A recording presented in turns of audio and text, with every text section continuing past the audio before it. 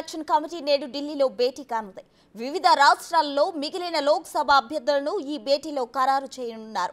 సామాజిక సమతుల్యం, గెలుపు అవకాశాలు, సర్వేలు, ఇతర స్థానిక రాజకీయ అంశాలను పరిగణలోకి తీసుకుని అభ్యర్థులను ఎంపిక చేయనుంది.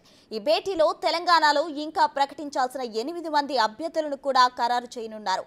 టీపీసీసీ అధ్యక్షుడు CM Revanth Reddy, deputy CM Mallu Bhatti Vikramarka, మంత్రి ఉత్తమ్ కుమార్ రెడ్డి ఈ భేటీ నిమిత్తం ఇప్పటికే ఢిల్లీ చేరుకున్నారు.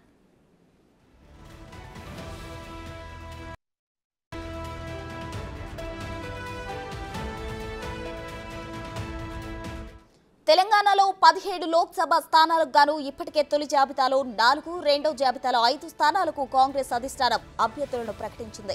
సీఈసీ తొలి 2 భేటీల్లో మెజారిటీ స్థానాలపై చర్చ జరిగిన వివాదాలు లేని ఏకాభిప్రాయం కుదిరిన స్థానాలకు మాత్రమే అభ్యర్థులను ఖరారు చేశారు. ఇదే అంశానికి సంబంధించి మరింత సమాచారం మా డిప్యూటీ బ్యూరో చీఫ్ సాదిక్ అందించడానికి సిద్ధంగా ఉన్నారు. సాదిక్, చెప్పండి, కాంగ్రెస్ సెంట్రల్ ఎలక్షన్ కమిటీ ఢిల్లీలో భేటీ కానుంది. ఈ భేటీలో ఏవే నిర్ణయాలు తీసుకోనున్నారు? ప్రస్తుత సాయంత్రం Congress party central election committee అభ్యర్థుల ఎంపిక పైన సమావేశం కానుంది. ఈ సమావేశానికి పీసీసీ చీఫ్ ముఖ్యమంత్రి రేవంత్ రెడ్డితో పాటుగా డిప్యూటీ సీఎం మల్లు భట్టి విక్రమార్క, మంత్రులు ఉత్తమ్ కుమార్ రెడ్డి కూడా హాజరు కాబోతున్నారు. రాష్ట్రంలో 17 పార్లమెంటు స్థానాలకు గాను ఇప్పటికే 9 ప్రకటించారు. మరో 8 పైన కూడా కాంగ్రెస్ పార్టీ మేధోమదనం చర్చ కొనసాగిస్తుంది. సామాజిక సమీకరణలు, గెలుపు అంశాలు, గెలుపు గుర్రాలకు టికెట్ ఇవ్వాలి.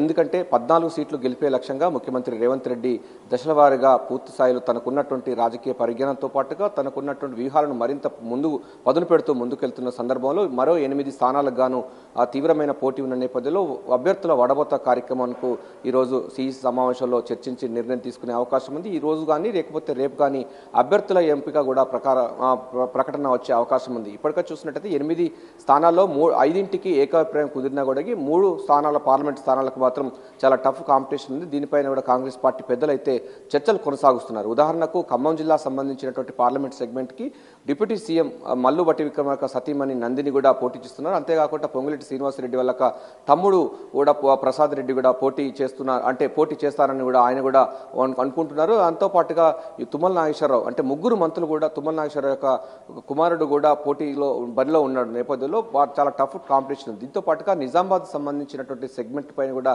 తీవ్రమైన పోటీ కొనసాగుతున్న నేపథ్యంలో అంటే అభ్యర్థుల ఖరారు అంశంపై కాంగ్రెస్ పార్టీ ఇప్పటికే వ్యూహాత్మకంగా ముందుకు పోతున్న తర్మిలా మొత్తం సీఈసీ సమావేశంలో ఒక కీలక నిర్ణయం తీసుకునే అవకాశం ఉంది. ఇప్పటికే మొదటి దశలో 4 స్థానాలు, తర్వాత రెండవ దశలో 5 స్థానాలకు సంబంధించినటువంటి అభ్యర్థుల ఎంపిక ఖరారైన తర్వాత ఇక మిగతా సంబంధించిన 8 స్థానాలకు అన్నింటి అంశాలపైన కూడా ముఖ్యమంత్రి రేవంత్ రెడ్డి అయితే ఇప్పటికే చర్చలు కొనసాగిస్తున్న ధర్మిలా ఏకాభిప్రాయంపై తీసుకున్నారు. అయితే 3 పార్లమెంటు సెగ్మెంట్లు మాత్రం చాలా టఫ్ కాంపిటీషన్ ఉన్న నేపథ్యంలో సీఈసీ యొక్క నిర్ణయం ప్రకారంగా తీసుకునే అవకాశం ఉంది. ఇందులో భాగంగా మనకు భువనగిరి సంబంధించినటువంటి పార్లమెంట్ సెగ్మెంట్కు చాలా టఫ్ కాంపిటీషన్ ఉంది. కోమటిరెడ్డి బ్రదర్స్ సంబంధించినటువంటి కుటుంబం నుంచి వారికి టికెట్ కావాలనుతున్నారు. చామల కిరణ్ కుమార్ రెడ్డి ఇప్పటికే సీనియర్ వైస్ ప్రెసిడెంట్ ఉన్నారు, ఆయన కూడా టికెట్ ఆశిస్తున్నారు. దీంతో పాటుగా ఇతర పార్టీల నుంచి వచ్చే అవకాశం ఉన్నట్టు కూడా గుత్తా అమిత్ రెడ్డి కూడా వచ్చే అవకాశం ఉన్న నేపథ్యంలో ఎవరికి సీట్ ఇవ్వాలి దానిపైన కూడా కాంగ్రెస్ పార్టీ ముందున్నటువంటి ప్రశ్న నేపథ్యంలో దీనిపైన చర్చలు కొనసాగుతున్నాయి. సో ఏదైనప్పటికీ ప్రస్తుతం దీంట్లో కాంగ్రెస్ పార్టీ మాత్రం వచ్చే పార్లమెంటు ఎన్నికల్లో 17 స్థానాలకు గాను 14 స్థానాల కంటే మించిగా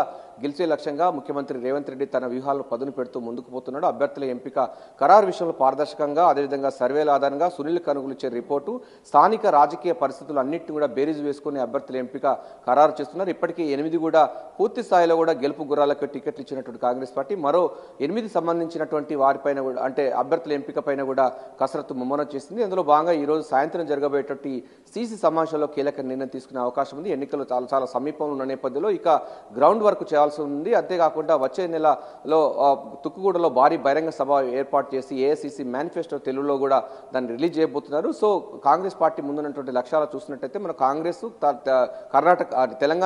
తెలంగాణతో పాటుగా కర్ణాటక 2 రాష్ట్రాలు కూడా కాంగ్రెస్ పాలిత ప్రాంతాల నేపథ్యంలో ఈ ప్రాంతం నుంచి కూడా ఎక్కువ పార్లమెంటు స్థానాలు గెలుపుకునే లక్ష్యంగా కాంగ్రెస్ హైకమాండ్ దిశ నిర్దేశిస్తున్నారు.